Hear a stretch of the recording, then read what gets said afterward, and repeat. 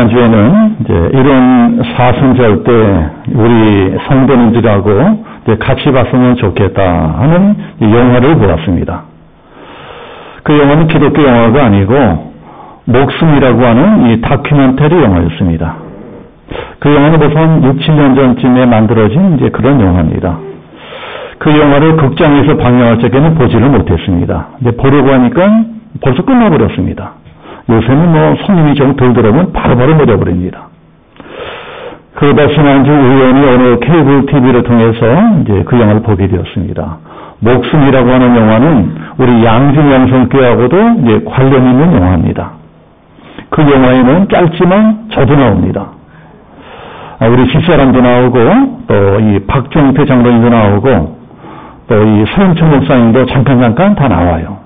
이사 가신 이 허혜자 권사님도 나옵니다. 왜 나올까요? 그 영화는 호스피스 병원에서 일어나는 일들을 지금 이 다큐멘터리 영화이기 때문에 그렇습니다. 말기 암 환자들이 인정할 때까지의 전 과정을 카메라 들고 쫓아다니면서 다 찍었습니다. 그 중에 우리 교회에 나오시던 분도 계셨습니다. 김정자 성도님이라고 기억하는 분도 계실 것입니다. 김정자 성도님은 담낭암 말기 때 우리 교회에 오셨습니다.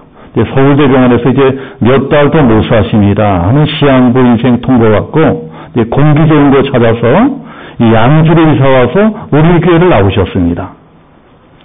우리 교회에서 새벽 기도 한번 빠지지 않고 열심히 신앙생활 하시다가 천국 가셨습니다. 이 말기암 환자는 죽을 때가 가까워지면 그야말로 끔찍한 고통을 받습니다. 저도 아버지가 암으로 돌아가셨기 때문에 그 고통을 잘 압니다. 너무너무 고통을 받습니다. 김정자 성도님에게도 그런 고통이 찾아왔습니다. 고통이 점점 심해지는 것입니다. 알 수 없이 저 포천에 있는 어느 호스피스 병원에 입원했습니다. 호스피스 병원은 말기암 환자가 고통이 없이 그렇게 이제 임종을 맞을 수 있게끔 이제 이 모양 저 모양 돌봐주는 그런 병원입니다. 목숨이라는 영화를 그 병원에서 찍었습니다. 호스피스 병원에서. 그래서 우리들이 병원으로 신방 가고 집에 오셨을 적에 막 기도해드리고 이런 것들을 영화로 다 찍었습니다. 마지막 인정하시는 모습까지 다 찍었습니다. 그분이 벌써 돌아가신 지 한 5, 6년, 6, 7년 됐는데 참 그분이 인정하는 모습을 영화로 스크린으로 다시 한번 보니까 참 많은 걸 깨닫게 되었습니다. 그 영화는 김정자 성도님뿐만이 아니고 다른 암 환자들도 많이 나옵니다. 암에 걸려 죽어가는 사람들의 사연을 정말 가지가지입니다. 김정자 성도님의 사연도 가슴 아프지만 모든 분들의 사연이 다 가슴 아픕니다. 어떤 젊은 부부의 사연도 가슴이 아팠습니다. 남편이 아직 40대 젊은 나이입니다. 그런데 갑자기 위암 말기로 판명된 것입니다. 암 중에는 급성암도 있습니다. 짧은 기간에 갑자기 온몸에다 퍼져버립니다. 40대 젊은 남편이 그런 무서운 암에 걸렸습니다. 암을 발견했을 때는 이미 늦었습니다. 병원에서도 더 이상 손쓸 길이 없다고 합니다. 몇 달밖에 살지 못한다고. 그래서 항암 치료도 포기하고 고통 없이 죽는 쪽을 택했습니다. 호스피스 병원으로 들어왔습니다.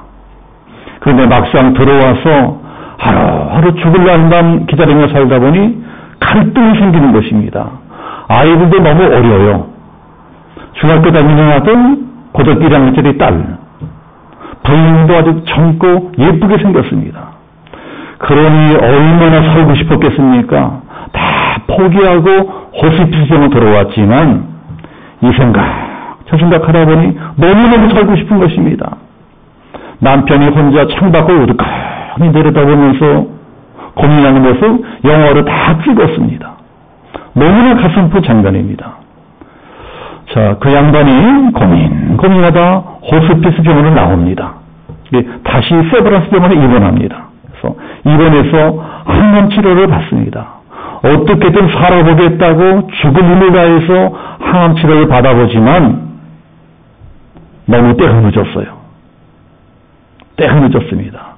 결국 포기하고 도로 호스피스 병원에 돌아옵니다. 그리고 얼마 안 있다가 이 세상을 떠납니다. 저도 고등학교 다닐 적에 아버지가 암으로 돌아가셨기 때문에 많이 일 같지 않았습니다. 그때 우리 어머니 나이 45이었습니다. 우리 아버지도 자기가 그렇게 일찍 죽게 되리라고는 상상도 못했을 것입니다. 그 젊은 나이에 죽게 되리라고는 상상도 못했을 거예요. 영화에 나오는 암 환자들이 다 그런 말을 합니다.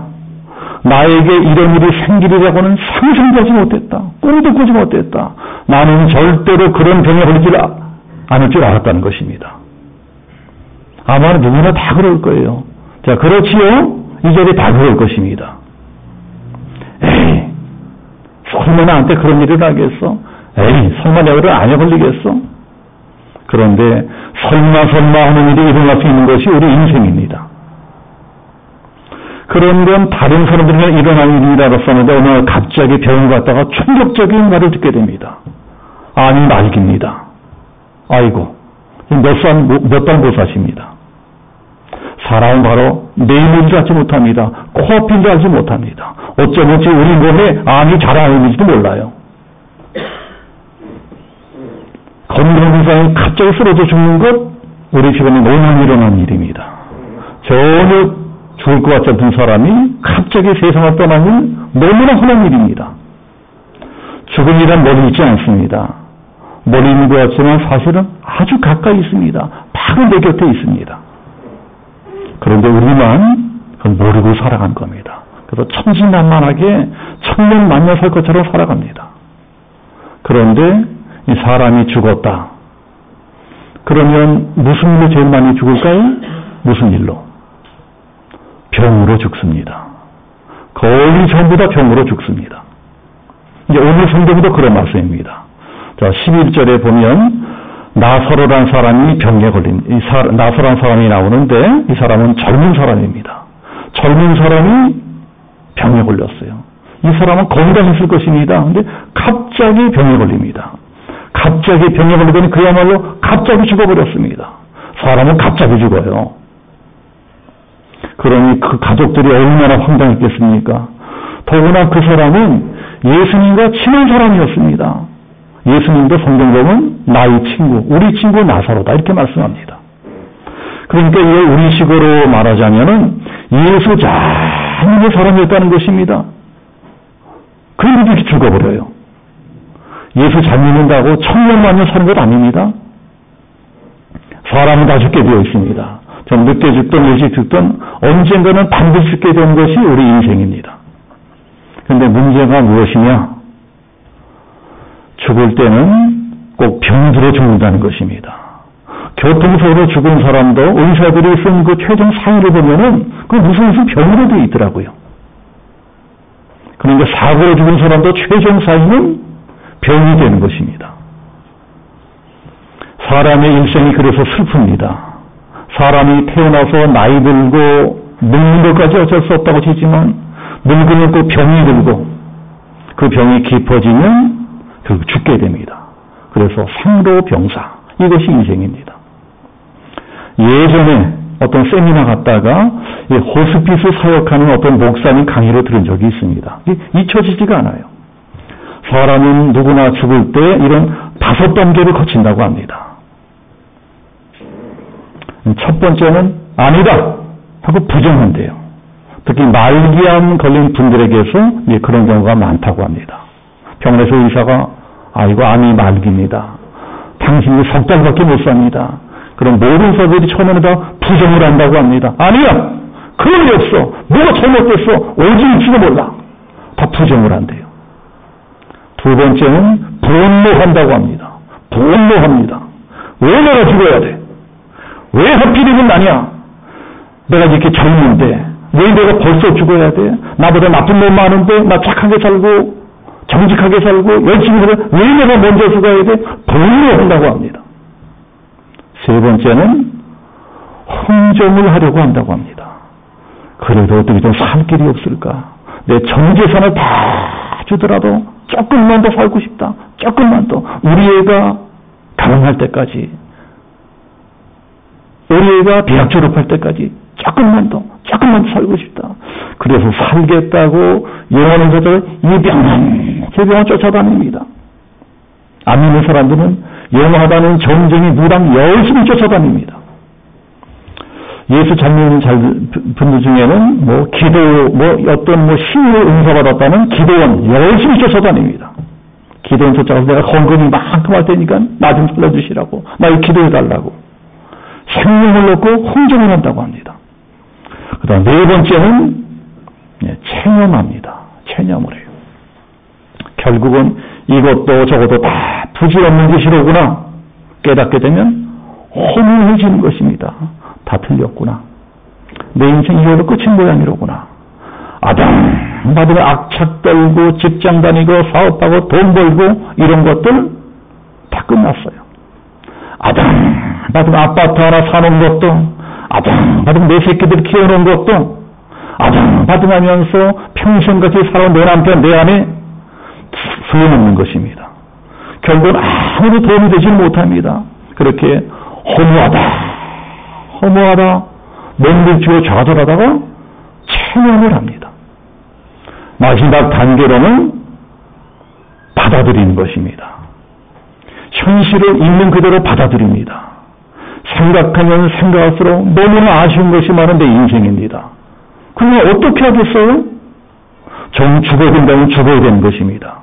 그리고 남은 인생을 생각합니다. 내가 얼마나 더 살 수 있을까? 그동안 무엇을 해야 되나? 누구를 만나야 되나? 남은 시간 동안 내가 풀어야 될 것이 무엇일까? 화해될 사람이 누굴까? 내가 또 왜 그랬을까? 그때 아무것도 아닌 것 가지고 싸우고 왼수 짓고 혈기내고 왜 그러고 살았을까? 비로소 죽음을 내 것으로 받아들이게 됩니다. 그제서야 비로소 죽음이 나의 것이 되는 것입니다. 우리도 이렇게 다 죽게 되어서야 죽음이 어떤 것인지 깨닫게 됩니다. 죽음이라는 게 어떤 것이 좀 더 일찍 알았더라면 좀 더 보람있고 의미 있는 인생을 살 수 있었을 터인데 그걸 모르고 아무렇게나 막 살다가 죽을 때가 되어서야 후회하는 것입니다. 그래서 우리들은 이렇게 평안할 적에 건강할 적에 죽음에 대해서 배워야 될 것입니다. 특히는 사순절 기간이 그런 기간입니다. 자, 이런 기간에 죽음과 고난과 부활 이런 것을 생각해야 됩니다. 그래 우리 신앙이 깊어지는 것입니다. 자, 그러면 성경이 말씀하는 죽음이란 어떤 것이냐? 자, 몇 가지만 정리해서 말씀드리면 첫 번째로 죽음은 평등한 것입니다. 나만 죽나요? 나만 죽잖아요. 다 죽어요. 죽음은 평등한 것입니다. 의로운 사람도 죽고 악한 사람도 죽고 가난한 사람도 죽고 많이 배운 사람, 부자, 가난뱅이 다 죽습니다. 다 죽어요. 죽음 앞에서는 모두가 다 평등합니다. 알고 보니 이 세상에 죽음만큼 평등한 것이 없습니다. 죽음만큼 공평한 것이 없습니다. 두 번째, 이 죽음이 무엇일까요? 죽음은 안식이라는 것입니다. 죽음은 안식이다. 그건 쉬는 것이다. 요한계시록 14장 이런 말씀이 있습니다. 주 안에서 죽는 자들은 복되도다. 왜 죽는 게 복이 됩니까? 수고를 그치고 쉬기 때문이다. 우리들이 어젯밤에도 잠을 잤습니다. 다 주무시고 오셨죠, 집에서? 우리들은 매일 잠을 잡니다. 하루 종일 일하다가 밤만 되면 집에 들어가서 쓰러져 잠을 잡니다. 이게 바로 죽는 연습입니다. 잠들면 우리가 어떻게 됩니까? 아무 의식이 없어집니다. 누가 뭐라고 떠들어도 전혀 알지는 못해요. 그러니까 잠이라고 하는 것은 죽음하고 너무나 비슷합니다. 하나님은 우리들이 죽음을 얼마나 무서워하시는지 아시기 때문에 태어나서부터 계속해서 죽는 연습을 시키십니다. 우리들은 태어나서 죽을 때까지 최소한 수천 번, 수만 번 그 이상 잠을 잡니다. 잠을 자잖아요? 그게 다 죽는 연습입니다. 하나님께서 최소한 수천 번, 수만 번 그 이상 죽는 연습을 시킨 다음에 우리 데려가십니다. 깊은 잠을 자고 나면 아무리 피곤했던 몸이라도 거뜬해집니다. 그래서 잠이 안식이라는 것입니다.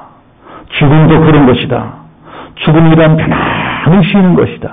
안식한 것이다. 우리들이 만약에 1년 360일 하루 쉬지 않고 계속 일만 한다면 어떻게 되겠습니까? 얼마나 고달프겠습니까? 일하고 난 다음에 밤에 쉬어야 됩니다. 그런 것처럼 우리도 이 인생 다 살고 난다면 쉬는 것입니다. 길이라도 나가다가 계속 길만 가면 어떻게 되겠습니까? 길을 가다가 쉬어야 됩니다. 그러면서 우리도 인생 다 살고 난다면 쉬어야 됩니다. 잠을 자는 것입니다. 이것이 죽음입니다. 또 죽음이 무엇일까요? 죽음은 자기 완성이라는 것입니다. 평생 살아온 데 일생을 결산하는 것. 이게 죽음입니다. 그래서 우리들은 잘 살아야 됩니다. 만약에 개처럼 죽는다면 그거 어디 사람의 일생이랄 수 있겠습니까? 사람이 사람답게 죽어야 그게 사람의 일생입니다. 사람이란 마지막이 좋아야 됩니다. 끝이 좋아야 됩니다. 만약에 평생 별볼이 없이 살던 사람이라고 하더라도 마지막 순간에 하나님을 위해서 목숨을 바친다면 누가 됩니까? 순교자가 됩니다. 그 사람은 끝이 좋았기 때문에 모든 사람들의 존경을 받는 순교자가 되는 겁니다. 그러나 반대로 내가 평생 교회 잘 나오고 평생 예수 잘 믿다가 마지막 순간에 배교해. 배교는 어떻게 됩니까? 가령 이것처럼 되는 겁니다. 언제나 마지막이 중요합니다. 마지막이 제일 귀합니다. 그리고 또 죽음은 심판도 됩니다. 심판. 누구나 죽는 순간에 그 일생을 심판받게 됩니다. 관뚜껑 닫고 난 다음에 어떤 일들이 일어날까요? 장례식장에서 그 사람을 뭉성한 사람들이 그 선에서 말을 합니다. 그게 심판인 것입니다. 관뚜껑 닫고 난 다음에 사람들이 말하기를 아이고 저분은 이러이러한 분이었어. 아이고 저분은 철학이 잘 죽었어. 아까운 분 돌아가셨어. 참 좋은 분이었는데 성실한 분이었는데 진실한 분이었는데 그 일생의 심판이 됩니다. 지금 한번 생각해 보세요. 만약에 내가 지금 죽는다면 평소에 나를 잘 알고 있던 사람들이 나에 대해서 어떻게 말할까요? 뭐라고 말할까요?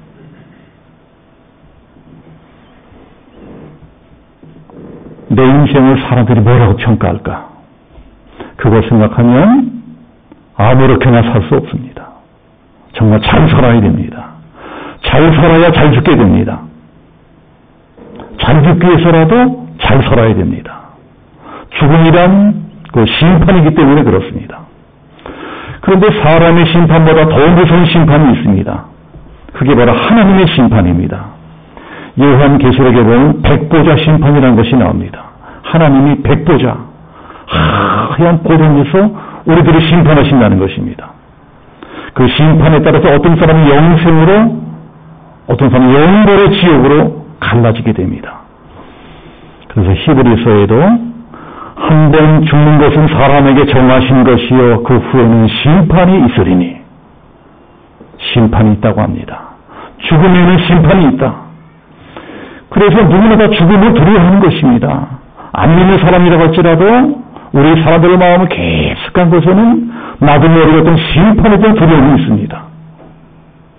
언젠가 우리들은 하나님의 심판대 앞에서 우리 일생 전체를 평가받게 되는 날이 올 것입니다. 죽는 걸로 끝나는 것이 아닙니다. 그래서 오늘 성경 11절에 보면 예수님이 나사로가 죽었다고 하시지 않고 우리 친구 나사로가 잠들었도다. 잔다고 말씀하세요. 그 말씀을 듣고 제자들은 조금 헷갈렸던 모양입니다. 그래서 12절에 보면 주여 잠들었으면 낫겠나이다. 아직 죽지 않은 걸로 착각을 합니다.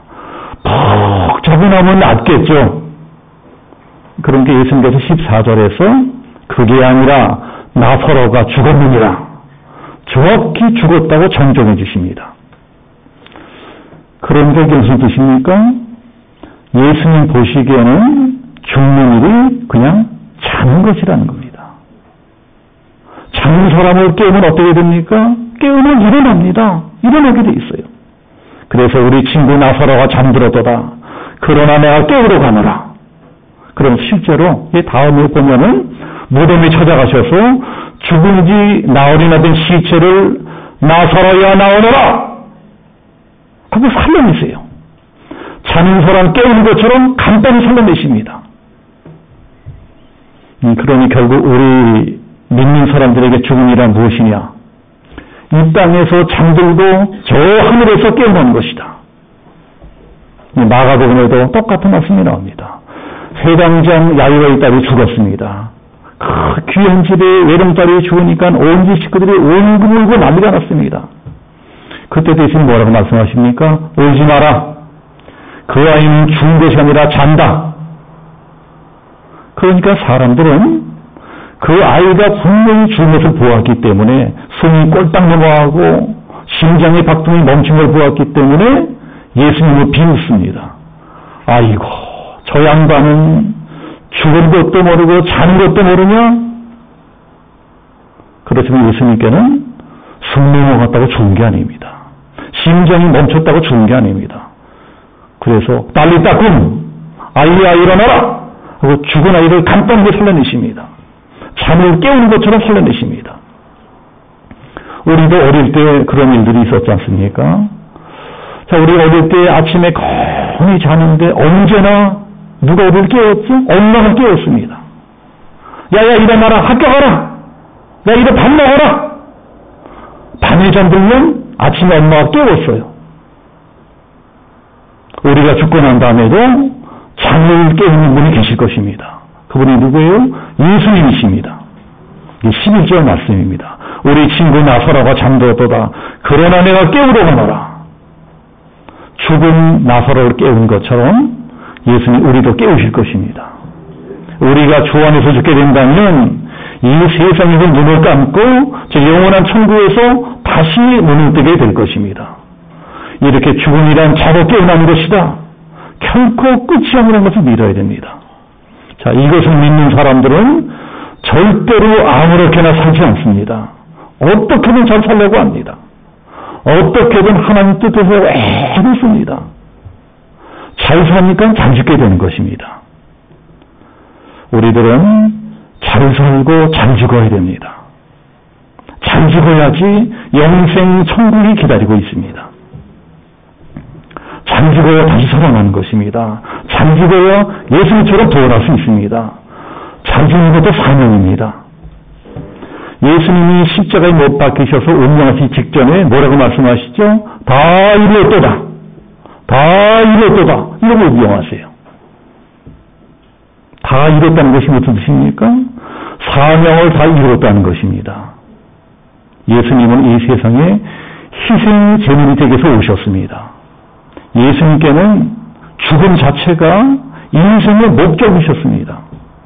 예수님은 십자가에 못 박혀 죽기 위해 태어나셨고 십자가에 못 박혀 죽기 위해서 일생을 사셨습니다.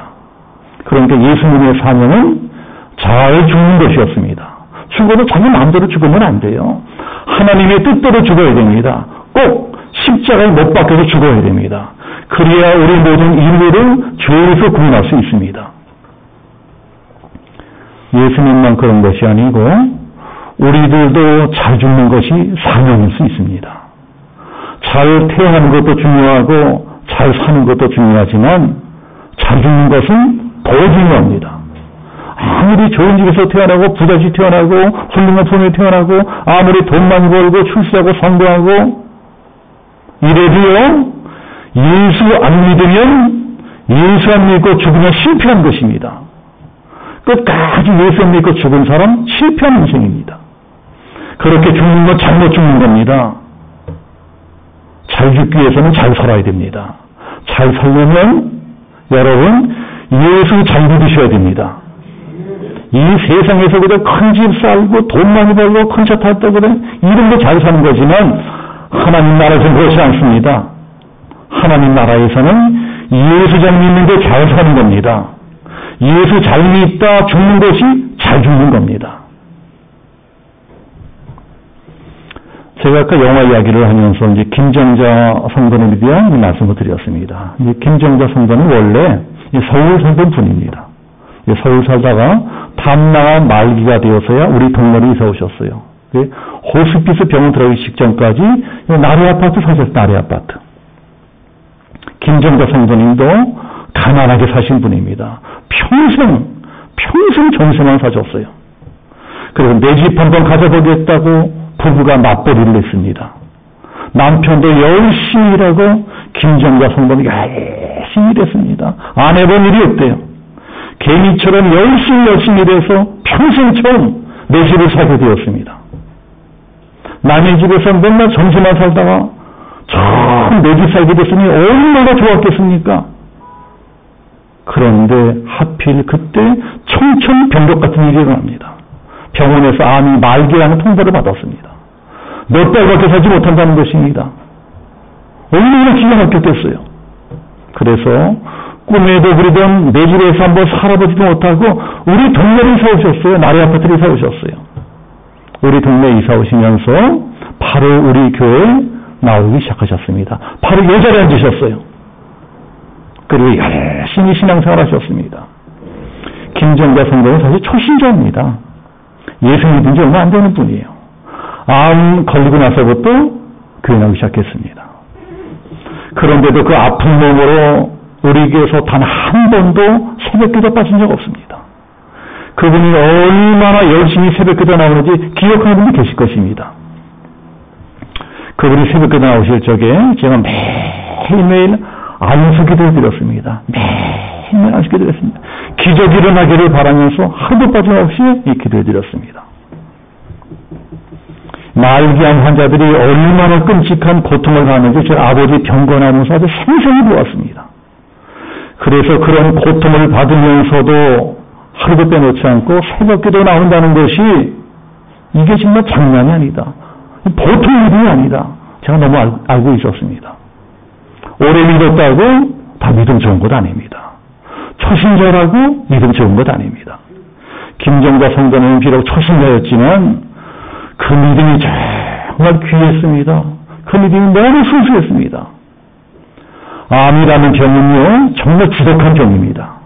사람을 완전히 파괴하고 나중엔 뼛속까지 만들어 죽입니다. 말라 비틀어져 죽습니다. 김정자 성도님은 나중에는 그 고통이 너무너무나 심해서 할 수 없이 호스피스 병원 들어가셨습니다. 그리고 얼마 있다가 이 세상을 떠나셨습니다. 그분이 돌아가실 적에 제가 정말 눈물 많이 흘렸습니다. 제가 이 늦게 목사되고 교회 개척하고 지금까지 많은 분들이 돌아가셨어요. 많은 분들의 장례를 인도하셨습니다. 우리 교회는 왜 이렇게 많이 돌아가셨는지 모르겠어요. 그런데 그때만큼 제가 많이 눈물을 흘린 적이 없습니다. 얼마나 눈물이 많이 나는지 예배를 힘들 수가 없었습니다. 그러다가 발인 예배 날, 발인 예배를 드려야 하는 날이었어요. 그날도 새벽 기도를 되잖아요. 그래서 지하 교육관에서 새벽 기도를 마치고 기도를 하는데 제가 깜빡 졸았습니다. 너무 피곤해서 깜빡 졸았습니다. 계속 장례를 드렸기 때문에 너무 피곤했어요. 깜빡 졸는데 비몽사몽간에 어떤 꿈을 꾸었습니다. 꿈에 어떤 강이 보이더라. 강이 보입니다. 그 강가에 그 맑은 강물 흐르는 강가에 그 아름드리 나무들이 쫙 우거져 있더라고요. 그 나무들 거기에 종류의 열매가 달려 있습니다. 그리고 강가로 꽃밭이 끝없이 쫙 펴져 그 별의별 꽃들이 다 피어 있더라고요. 너무너무 신기하고 아름다운 곳이었습니다. 그런데 저 건너 강가에 이 사람들이 보이는 것입니다. 하얀 옷을 입은 사람들이 막 꽃을 꺾고 내리고 있어요. 보니까 거기 김정자 성전이 보였습니다. 김정자 성전은 머리에 무슨 꽃을 꺾고 내리다가 절을 봤어요. 강변에 절을 보더니 큰 소리 외쳤습니다. 목사님, 저 여기 왔어요! 퍼뜩 잠이 깼습니다. 꿈에서 깨는 순간에 아하, 김정자 성도님이 천국 가셨구나. 그분이 드디어 천국 가셨구나. 이걸 제가 깨닫게 됐습니다. 내가 너무너무 슬퍼하니까 하나님이 김정자 성도님이 천국 가 계신 것을 하나님이 보여주신 것 같아요. 꿈으로. 김경자 성도는 여기 사실 때는 늘 아프셨습니다. 늘 아프셨어요. 저는 김경자 성도님이 아프지 않은 모습을 한 번도 본 적 없습니다. 늘 고통받은 모습만 보았습니다.